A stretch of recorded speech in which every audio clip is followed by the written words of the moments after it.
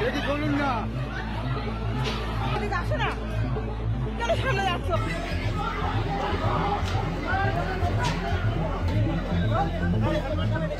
Good morning সবাইকে, আমি দীপ্তক আর তোমাদের আমার ইউটিউব চ্যানেল। আজকে আমি সকালবেলা খবরের কাগজ থেকে এখনো খবর পড়িনি, কারণ একটা সকালবেলা যে ইনসিডেন্টটা হয়ে গেছে আমাদের অশোকনগরে, খুব বাজে একটা ইনসিডেন্ট। সেটা হচ্ছে কি, অশোকনগর স্টেশনে রেল অবরোধ হয়েছিল, আর সেই রেল অবরোধকে ঘিরে বাজে রকমের একটা পরিস্থিতি সৃষ্টি হয়েছে, যেখানে পুলিশ নেমে বেধড়ক লাঠি চার্জ করেছে। মানে যাকে সামনে পেয়েছে তাকে চালিয়েছে লাঠি। তোমরা পাশে ভিডিও কেটে দেখতে পাচ্ছ, সেই ভিডিওগুলো একটু তোমরা দেখে নাও আগে, তারপরে আমি বলছি।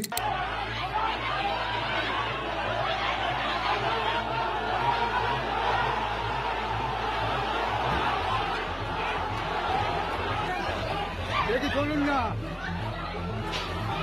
কিছু বলুন। তুমি দাঁড়াও না,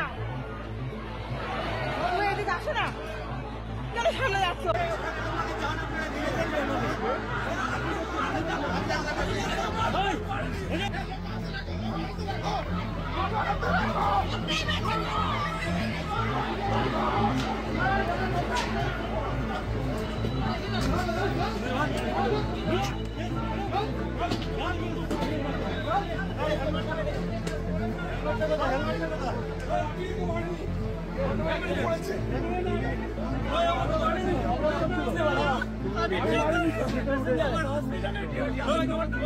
তো এখানে ব্যাপারটা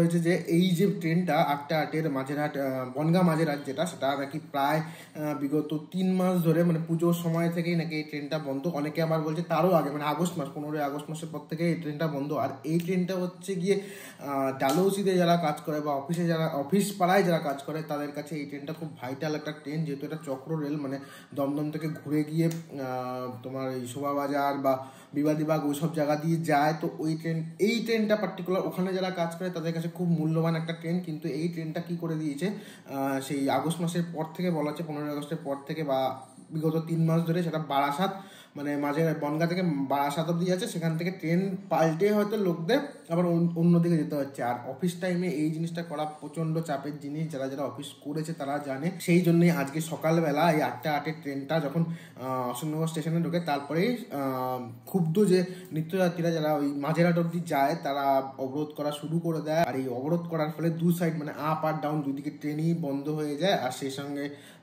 তোমার যে ক্রসিং আছে আমাদের রেল গেট আছে, সেই রেল গেটের ফটকও পড়ে যায়। তার ফলে মেন রোড দিয়ে যে গাড়ি ঘোড়া যাতায়াত করে, যশোর রোডের যে গাড়ি ঘোড়াগুলো যাতায়াত করে, সেগুলো হয়ে যায় বন্ধ। তার ফলে একটা যা রকমের কেওস সৃষ্টি হয়। আর তখনই পুলিশ নামে হচ্ছে ময়দানে। আর পুলিশ নেমে পুলিশ ইচ্ছা মতো, মানে পুলিশকে এখানে পরিস্থিতি কন্ট্রোল করতে হবে, সেই জন্য পুলিশ যাতাভাবে লাঠি চার্জ করছে, তোমরা দেখতে পাচ্ছ। এতে বলা হয়েছে যে একজন পুলিশ অফিসার এসআই, যে অশোকনগর থানার নাকি একজন পুলিশ অফিসারের মাথায় লেগেছে, ইট লেগেছে। আর যারা অনেককে গ্রেপ্তারও করেছে, অনেক যারা অবরোধ করছিল তাদের। এবং মানে পুলিশ যখন মারা শুরু করেছে তখন দেখেনি যে পুলিশ কে দোষী আর কে নির্দোষ।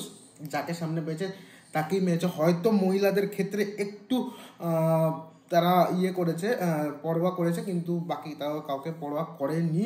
আর এইটা হচ্ছে গেলে মানে নিত্যযাত্রী বা রেল যে মানে স্টেশনে যারা আছে তাদের সমস্যাটা নিয়ে কথা। কিন্তু রেলের পক্ষ থেকে অন্য কথা বলা হচ্ছে যে দেব দীপাবলি উপলক্ষে চক্র রেলের ওই পর্যায়ে ট্রেন চলাচল বন্ধ রাখার নির্দেশ আছে শিয়ালদা রেল ডিভিশনের কাছে। সেখানে বলা হচ্ছে যে রাজ্যের পক্ষ থেকে জানানো হয়েছে যে ওই যে মানে যেখান দিয়ে চক্র রেলটা যায় ওখানে অনেকগুলো ঘাট আছে, ওখানে দেব দীপাবলি উপলক্ষে অনেকগুলি রিচুয়াল আছে, হয়তো সেই রিচুয়ালগুলো পালন হবে বলে ওইখানে রিস্ক নিতে চাইছে না কোনো রকম দুর্ঘটনাতে না ঘটে, তাই জন্য ওই জায়গায় ট্রেনটা চালানো বন্ধ রাখতে বলেছে। তাই জন্য বনগাঁ মাঝেরহাট এই ট্রেনটা ক্যান্সেল করা হয়েছে। আর সেই কারণে নাকি রেলের পক্ষ থেকে বলা হচ্ছে যে এই ঘটনার সৃষ্টি হয়েছে। অশোকনগর স্টেশনের এই পরিস্থিতিটা বিভৎস খারাপ একটা পরিস্থিতির সৃষ্টি হয়েছিল, কারণ আমিও একটা টাইমে এখান থেকে যেতাম, তো ট্রেন ধরতাম, যেখানে মারামারি মানে পুলিশ যেখানে লাঠিচার্জ করছে সেখানটা আমিও দাঁড়িয়ে থাকতাম। তো আমার মনে হচ্ছে যে আমি ওখানে থাকলে আমি কি করতাম, মানে আমাকেও তো পুলিশ মানে একদম ভালো মতো ধুয়ে দিত।